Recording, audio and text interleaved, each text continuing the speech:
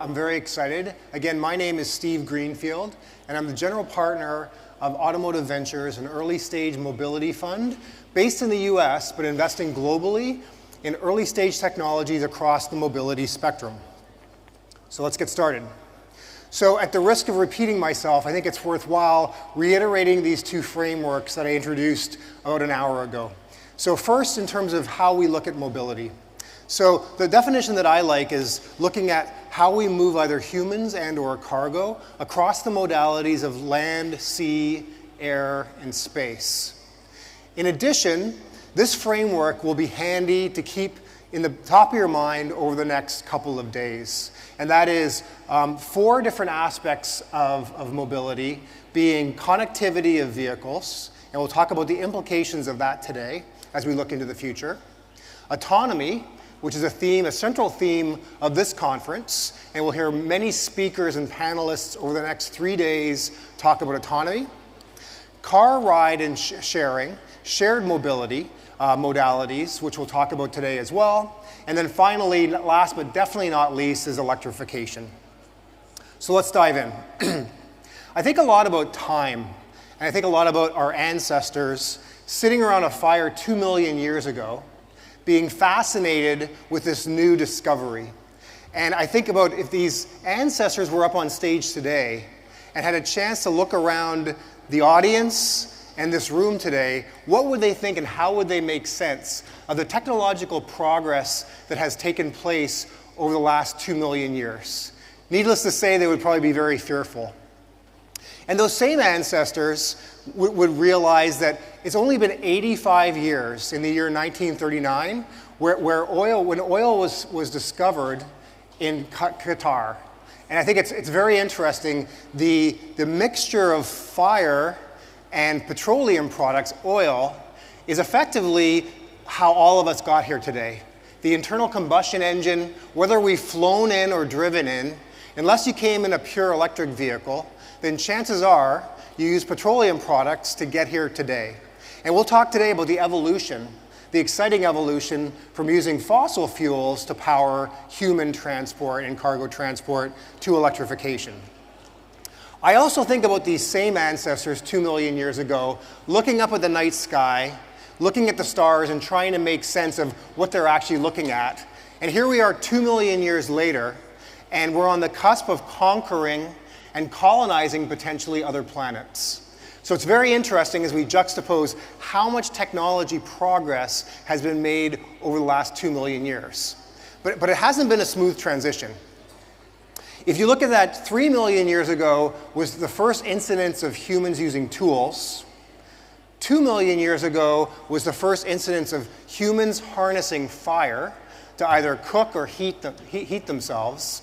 And it's really been in the last 200 years that we've seen this acceleration based on the discovery of fossil fuels and the Industrial Revolution.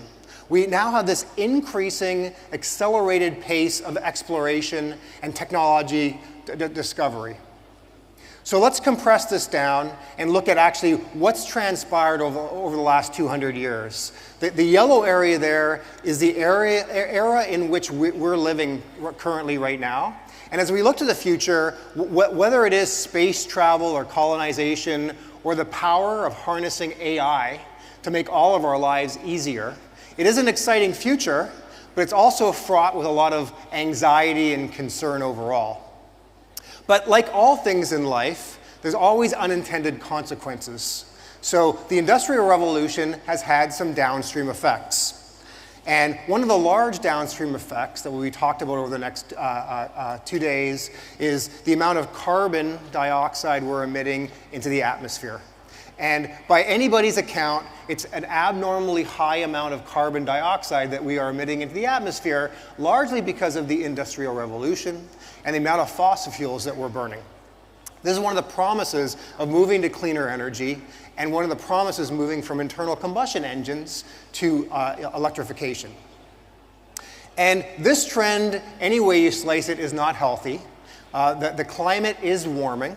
You know, we've had the warmest 12 months over the trailing 12 months that we've ever had in the last 125,000 years. So, and by the way, if you extrapolate that trend out, it does not look good unless it regresses back towards something that looks more like the mean over the last 100,000 years.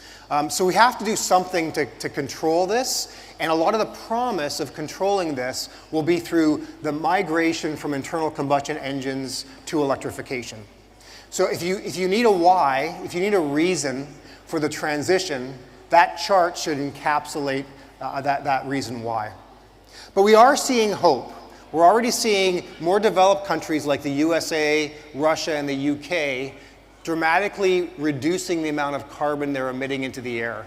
So the short-term trend for some of the developing countries looks good. We are seeing some troubling trends within more emerging economies. And you can see here, China, with its population growth, is growing quite quickly and will at some point here likely surpass even the US in terms of the amount of carbon dioxide that they're emitting into the atmosphere. And it's one of the reasons that China 15 years ago strategically decided, let's control the supply chain around most of the world's rare earths and battery technology as well, because we need to get ahead of this curve and make sure, as there is population growth, that we start to control the amount of greenhouse gases we're emitting into the atmosphere. So let's go back to that framework: connectivity, autonomy, shared mobility, and electrification, and let's talk about what we've accomplished and what the status is around each of those.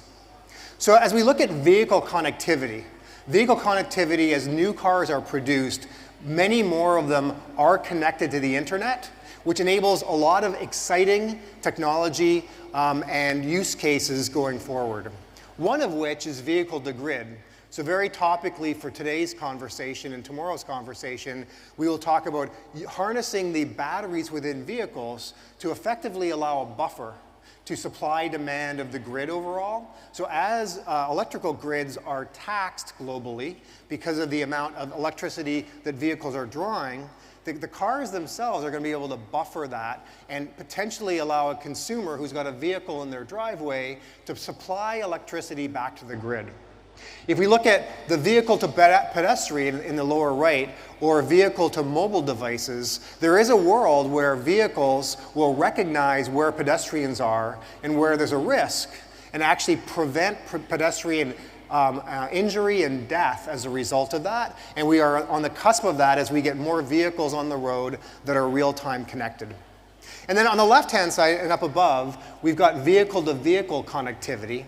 And we will talk a lot over the next day and a half, 2 days, about the promise of autonomy, reducing vehicle accidents. But in the upper left-hand corner, equally as exciting is as vehicles can talk to the infrastructure within cities, we can also greatly reduce traffic, which gives all of us back our most precious asset, which is our time, in terms of reducing the amount of traffic that we have to sit in as more vehicles in more cities become a quagmire of traffic problems, especially during rush hour.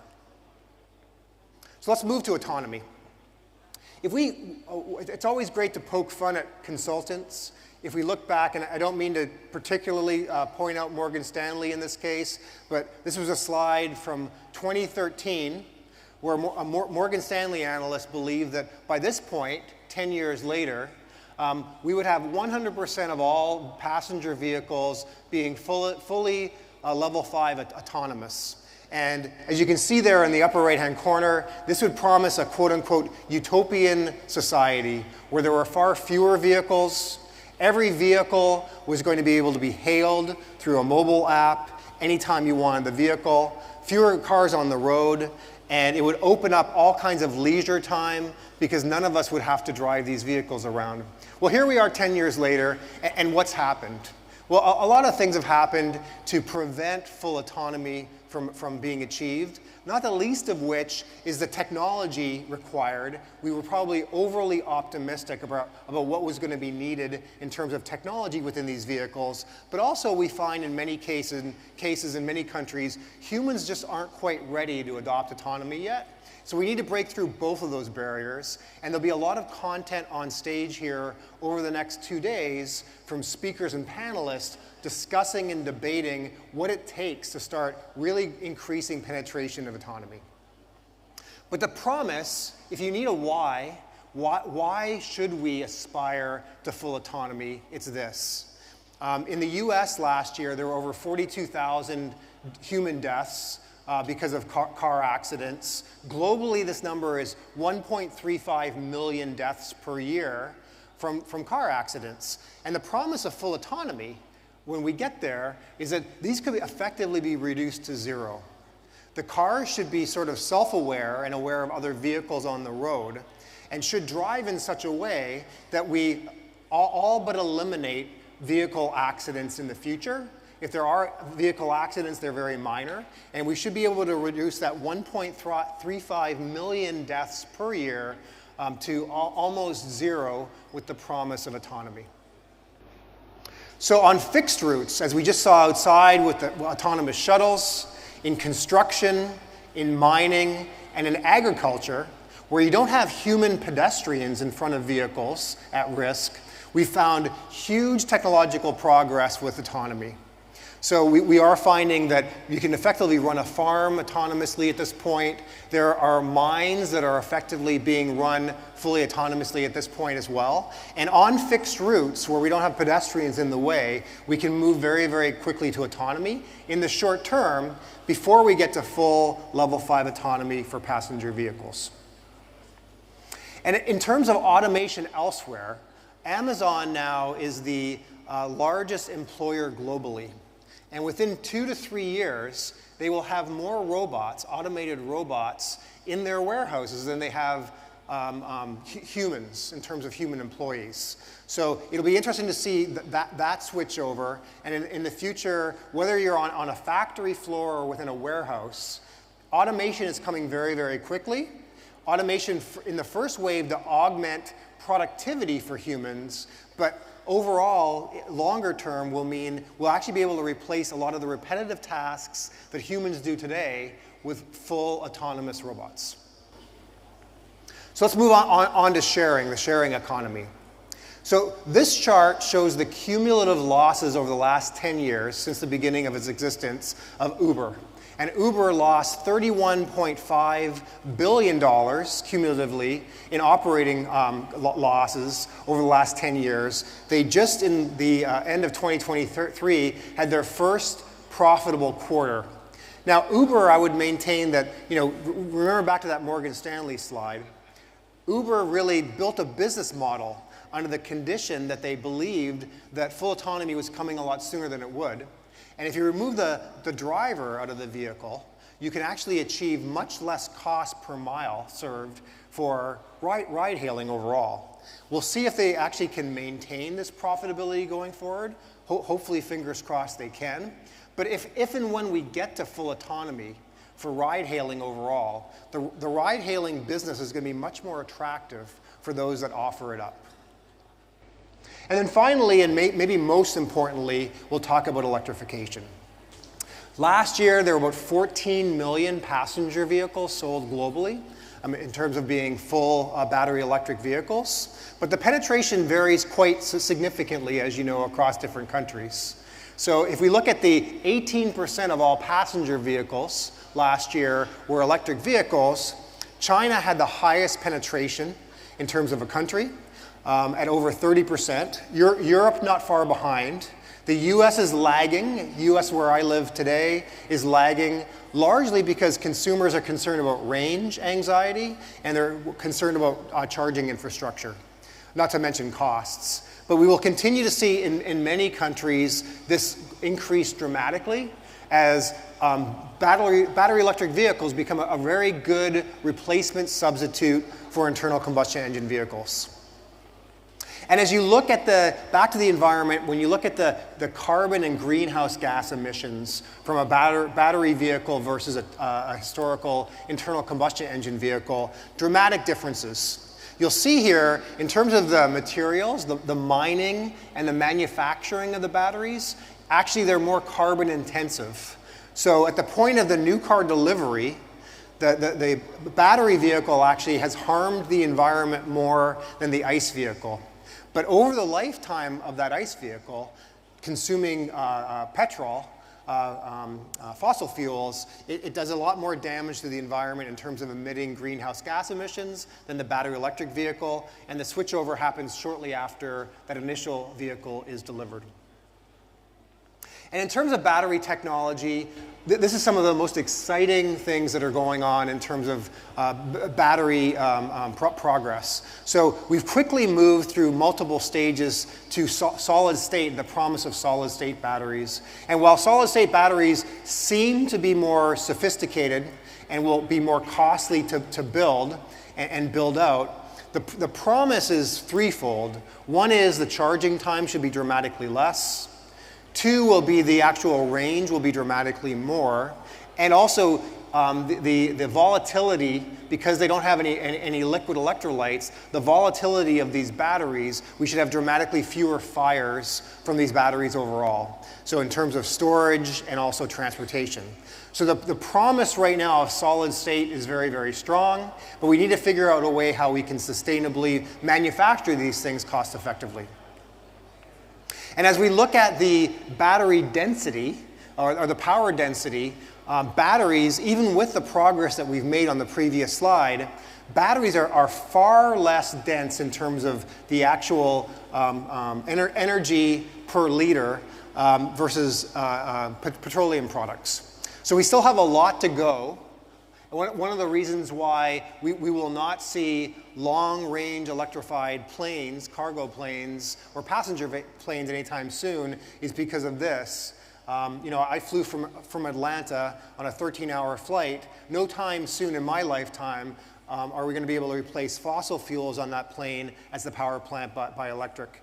But as you'll hear up on stage over the next 2 days, for short trips, we will see more and more electrification in aviation, which is very exciting.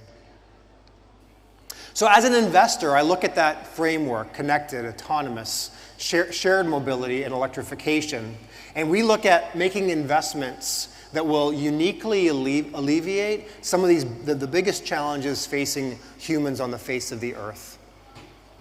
And as I wrap here, one of my favorite quotes about the future is really looking at human frailties and how we fixate so much on the short term. Bill Gates, the founder of Microsoft, says that we always overestimate the change that will occur in the next 2 years and underestimate the change that will occur in the next decade. So my challenge to you is this, as I wrap up here, is that over the next 2 days, cast aside anything that you've thought in the past about mobility. Don't fixate. Stay very open-minded, like a mind of a child, as they say, as you listen to presenters and panelists up on stage. And like those ancestors that were crowded around the fire in the cave, let's all think about the next 10 years and think about how we can play a role individually and collectively with making tremendous progress across the areas of connectivity, vehicle connectivity, autonomy, subscription mobility, as well as electrification. And with that, I think we'll go to questions. Thank you.